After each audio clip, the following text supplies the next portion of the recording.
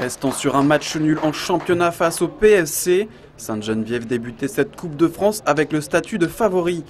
Accueillant le Chesnay pensionnaire de DHR, les hommes d'Emmanuel Dorado avaient un objectif bien précis. L'objectif, c'est le plus impossible, mais comme je leur ai dit, la coupe elle est pour eux, donc ça va être de faire le nécessaire pour éventuellement passer un tour et décrocher comme ce que tout le monde veut en amateur, c'est-à-dire une grosse équipe. Côté feuille de match, pas de grosse surprise, si ce n'est la titularisation dans les buts de la nouvelle recrue Yvan Vélandia. En première mi-temps, les Génovéfins prennent l'emprise du match sans toutefois se révéler réellement dangereux, à l'image de cette frappe de Maicon Lopez. Mais la première véritable occasion intervient à la 13e minute. Akiana met la pression sur Petit avant de récupérer la balle. Mais le numéro 9 essonien voit sa frappe détournée par Dibou. Quelques instants plus tard, c'est Haï qui aurait pu ouvrir le score, mais sa frappe n'est pas cadrée.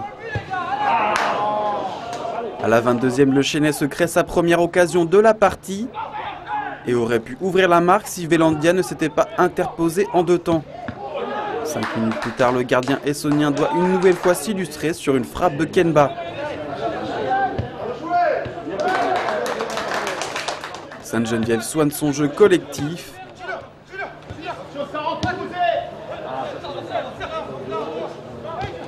Mais pêche encore à la finition. Du coup, c'est 0-0 à la mi-temps et une première période mitigée pour les Essoniens. On a très bien joué les 20 premières minutes. Après, on a commencé à reculer. On a eu peur d'aller vers l'avant et de rater des passes. Donc ça fait qu'on a reculé, on a eu un mauvais passage.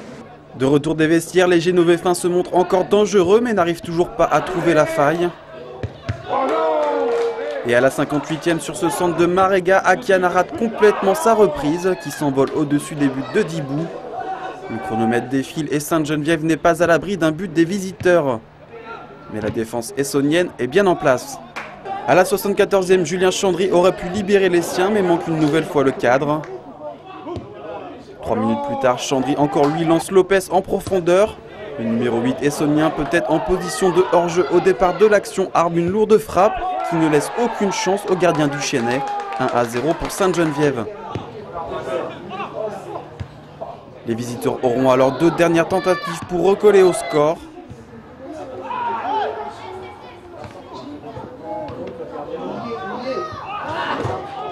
Avant qu'Akiana ne leur porte le coup de grâce dans les arrêts de jeu.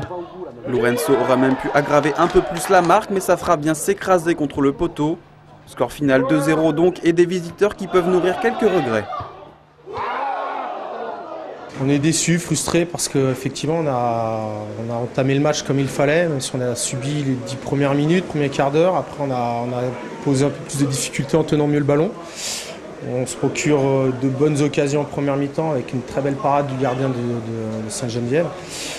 Ensuite, deuxième mi-temps, on a un petit peu reculé et je pense qu'athlétiquement, ça s'est senti, la différence de niveau, des divisions, même si on n'a pas été mis en danger. Puis j'estime qu'on prend un but entaché d'un hors-jeu flagrant, ce qui est dommage à ce niveau, quoi, et surtout sur la physionomie du match, quoi. Ça fait mal, quoi. En coupe, le plus important, c'est la victoire et les Génovéfins l'ont parfaitement démontré sur ce match. Ils pourront désormais compter sur leur nouvelle recrue Yvan Vélandia, auteur d'une assez bonne prestation. J'avais à cœur de faire un bon match devant le public, à domicile. Comme je viens d'arriver au club il n'y a même pas 10 jours. Donc voilà, ma première titularisation, assez content de ma prestation.